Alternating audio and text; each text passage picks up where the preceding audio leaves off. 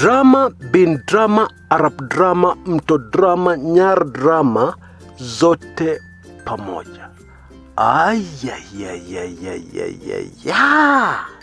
The information emerging about the possible lineup of Team Kieleweke in the 2022 presidential elections is more than shocking. Yes, people have been expecting that the lineup will be a shock, but this is more than a shock, and this is what this video is all about. And what is more, we have several clues from what has been happening in politics that has not made sense on many fronts, but makes perfect sense with this new information, or shall I say allegation. Although it is from insiders, even if it is an allegation, it is information from insiders, and insiders usually know. Indeed, about 2 years ago, the Deputy President and Team Tanga told us, warned us that something like this would happen. Oh yes, many times in politics, you need the memory of an elephant. Anyway, let me not keep you. Let's go straight into it. Moto kuliko pasi ya makaa. Karibu sana and enjoy.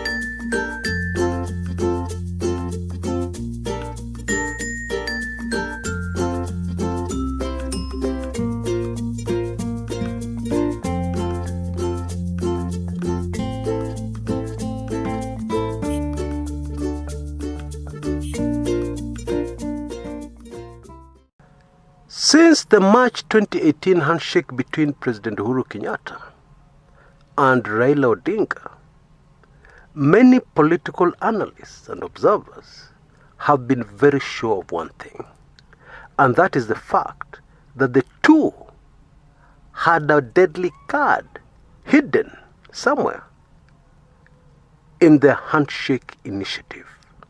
Team Tanga and the Deputy President always reminded us constantly and consistently that this indeed was the case, and that the handshake was going to lead into some kind of political arrangement that would give the handshake principles an advantage going into the 2022 elections. Now, the super fascinating thing here is that clearly Team Tanga had an idea what this deadly hidden card of the handshake principles was. You remember when Mike Sonko and a former legislator called Simon Bogwa came out and told us of something called Kaputin, referring to what happened in Russia, where the top two leaders, including Putin, just switched positions. Well, now Kaputin has come back into the limelight. Fascinatingly, almost 2 years later, and it is emerging from some quarters that the Azimio la Umoja coalition, indeed there is a political setup being registered at the moment, confirmed information, by top officials both in the Jubilee Party and in Raila Odinga's ODM.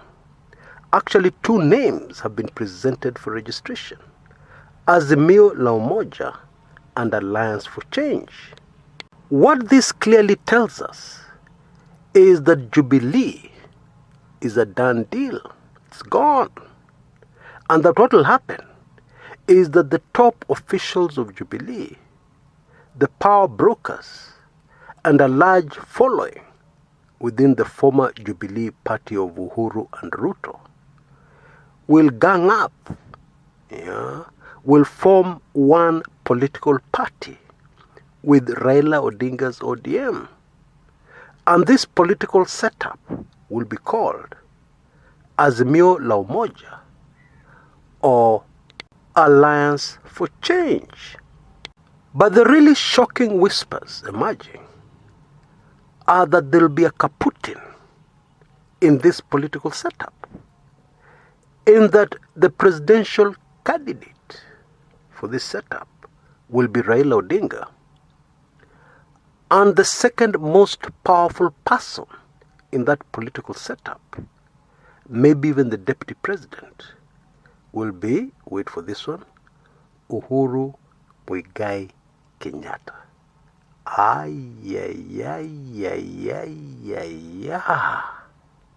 Now, in my view, and according to the information I have gathered thus far, what will happen is that the most powerful person in that party, that political party, will be Raila Odinga, and the chief principal assistant or deputy of that political party or in that political party will be the president, who will then have retired, having finished his second and last term.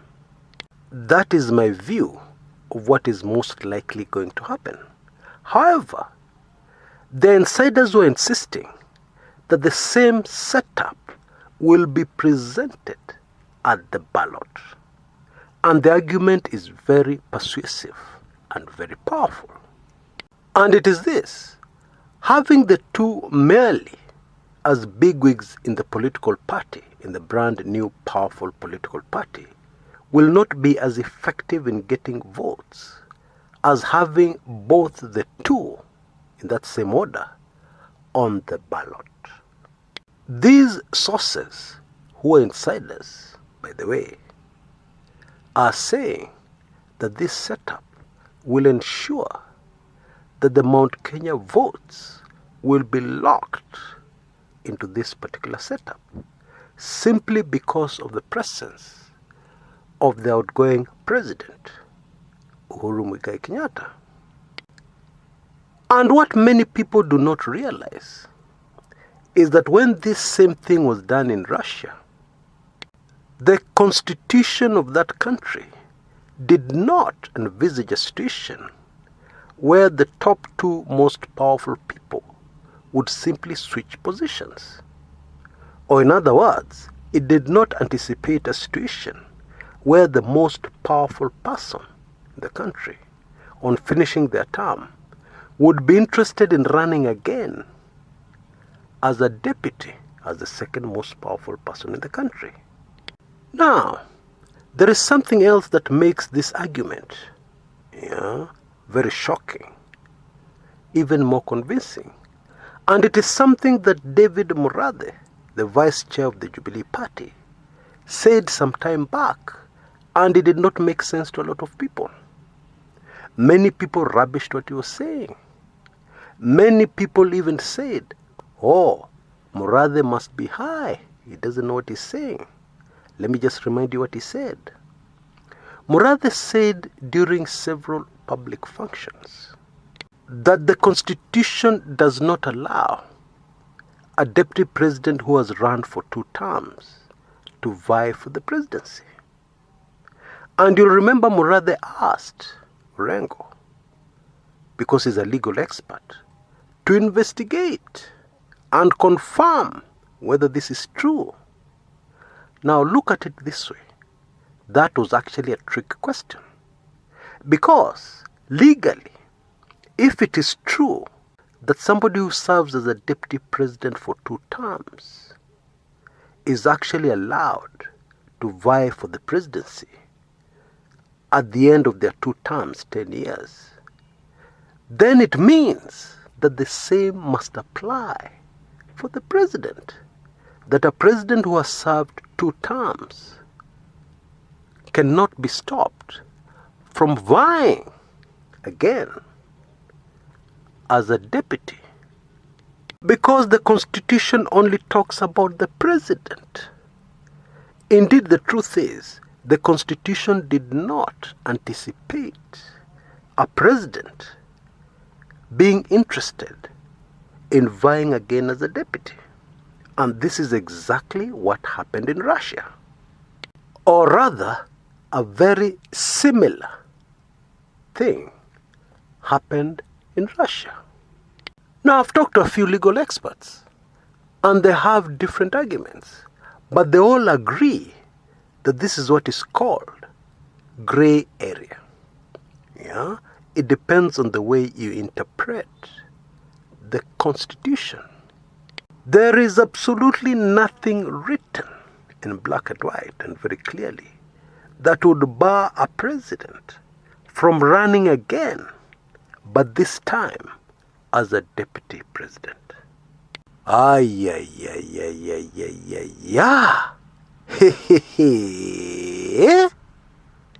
You know, Raila has been talking for a very long time about a coming political tsunami that will sweep aside everything else, yeah, and reign supreme in deciding the political destiny of the country called Kenya in 2022.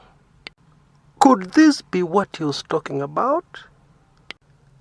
Now, although I've told you, I don't believe this theory is correct. It could be. But according to my information, I don't believe it could be true. What I believe is that we're talking party positions here, which could be also very effective. Not as effective as people on a ballot, granted, but effective. Although my position is I don't believe it will work out like that. I don't believe that is the plan. Still, let us consider what would happen politically. The chief thing here is the fact that if Mount Kenya has a strong candidate in 2022, it will completely destroy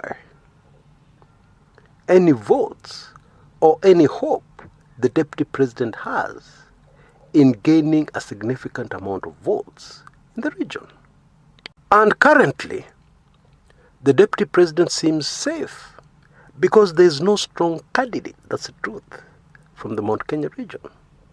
However, if we would suddenly have a strong candidate like President Uhuru Kenyatta vying as a deputy in a super alliance, a new political party for change in Kenya, folks, there is no doubt that that would completely change the political arithmetic. Completely. Many people say President Uhuru Kenyatta is no longer popular in the Mount Kenya region. But those are people who do not understand how tribal politics works in Kenya. The moment the president is a candidate again, everything will change. You can be sure of that.